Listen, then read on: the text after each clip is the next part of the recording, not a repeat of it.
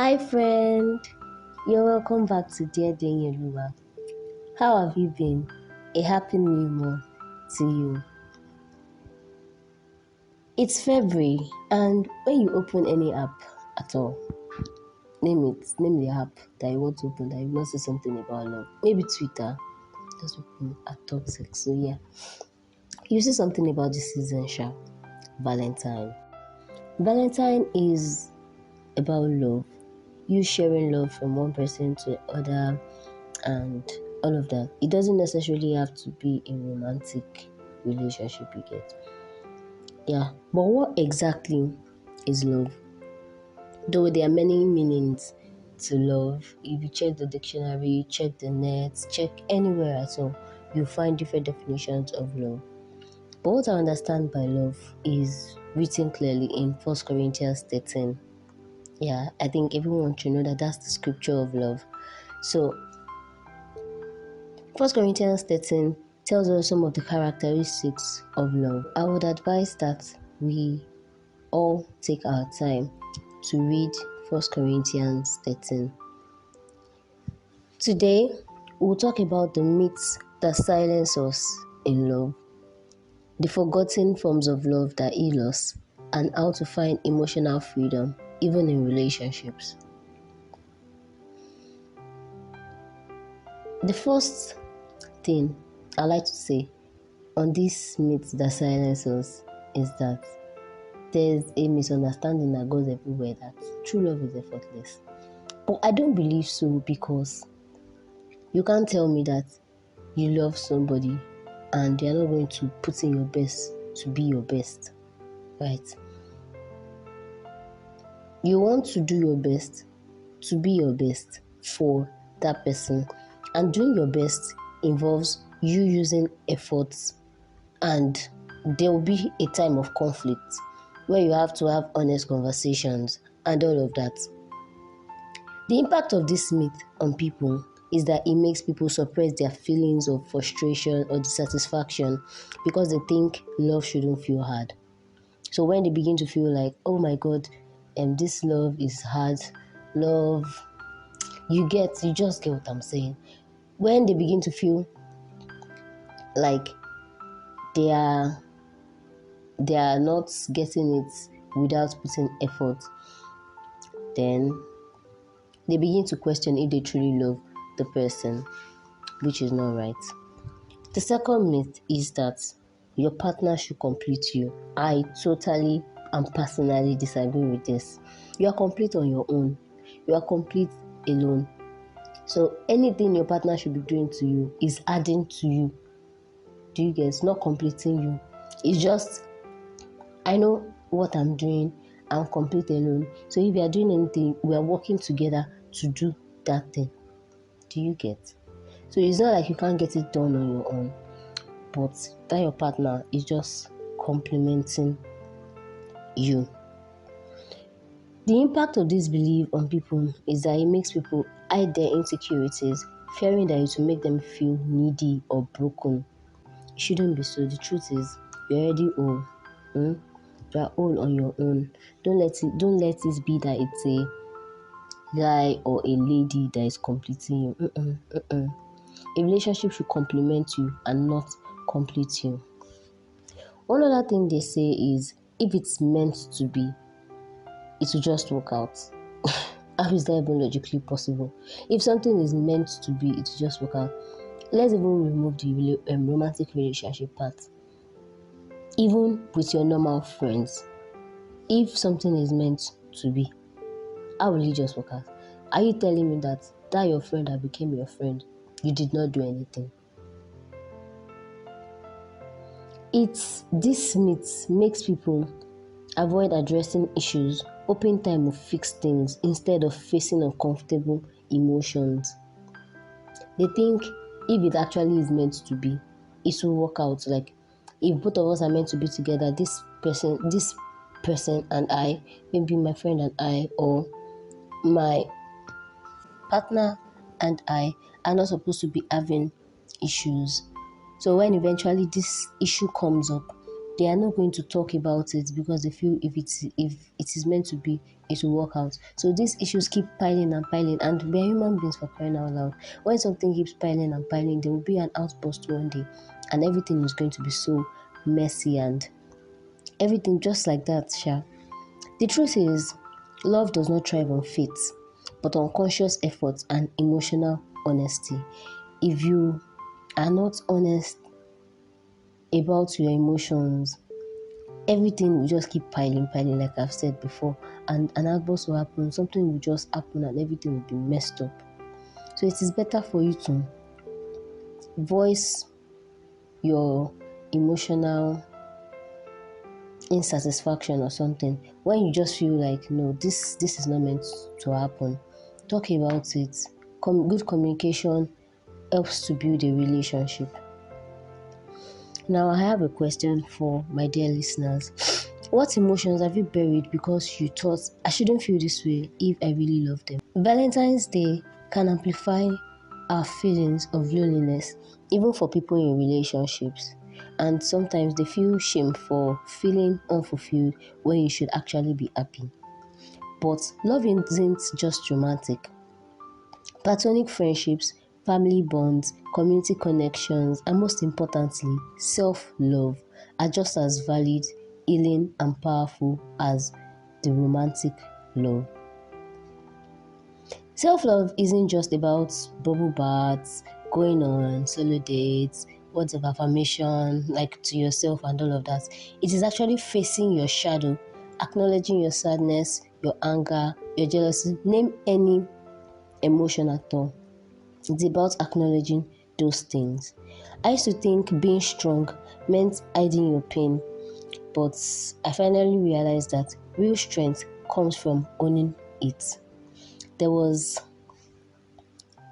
one time I was so angry with myself because I had done something that I shouldn't have done in that situation.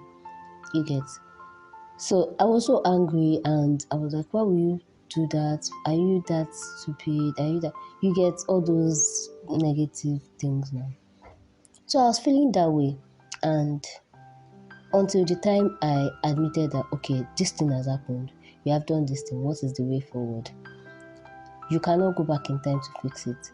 Instead, you just have to manage the future, like things to come, so that that past is not even as bad as what you think it should be. So that's just it, really. That is just it. When was the last time you acknowledged an emotion without trying to fix or push it away? I know some of us are thinking, can one really be unshackled in love? But the thing is, freedom isn't just physical, it is emotional.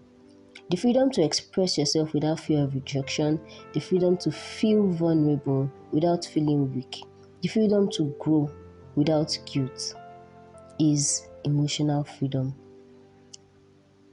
When you avoid conflicts, even when something bothers you, or you downplay your feelings to keep the peace, or you feel resentful but don't know why, it is because there are many things that have influenced our thought patterns, and we have seen these things as let's just keeping it in. Sorry, let's just keep it in. Let's just keep it in. Let's just keep it in.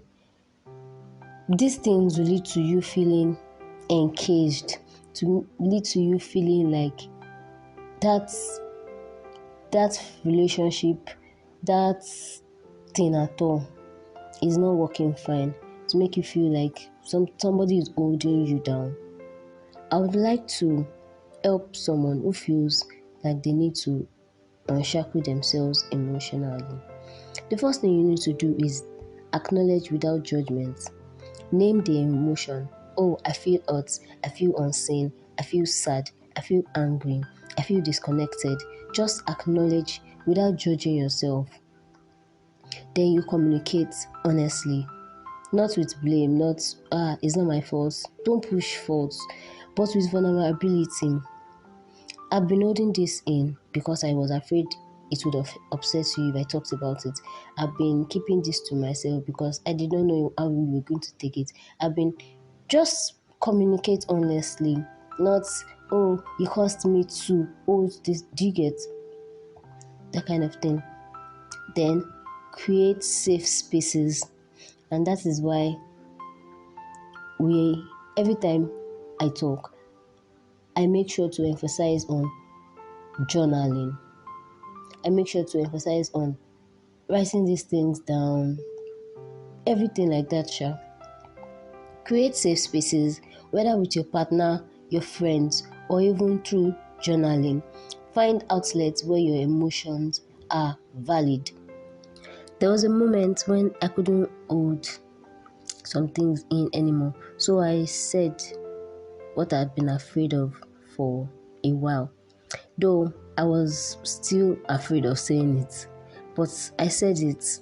My heart was racing. My friend, though, not in a relationship, to my friend, my heart was racing, but you know what? It didn't break the relationship. In fact, it saved it. Because if I had not said it, they wouldn't have known that what they were doing wasn't wrong. I mean, wasn't right, sorry.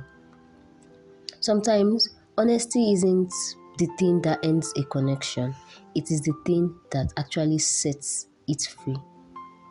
Now, I have a question for you. What is that one emotion you've been afraid to admit in love? You don't have to share it with anyone, but say it out loud to yourself or someone you trust. Because the first step to unshackling your heart is simply naming what is there. The realities of healthy love are a lot, really. There are a lot. Real love looks like communication over grand gestures. There are some times that you don't really need to do too much. Just communicate.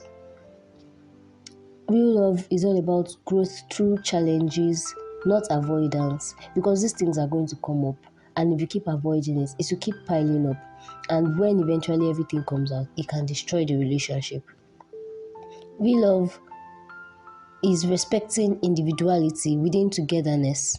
The both of you are together, but you still, you still respect your individual choices.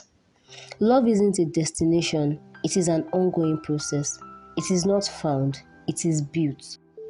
What I really think causes these misconceptions about love is the fact that movies, literature, fairy tales, social media, and all of that have shaped love to be all rosy. Let's take, for example, the common Romeo and Juliet ultimate love. You get, though it ended in a tragedy.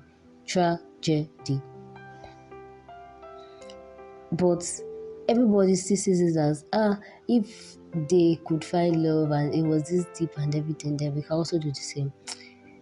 They did not really show us the parts of their down times and all of that. So everybody's thinking you can love somebody and not really do much in it, which is not so.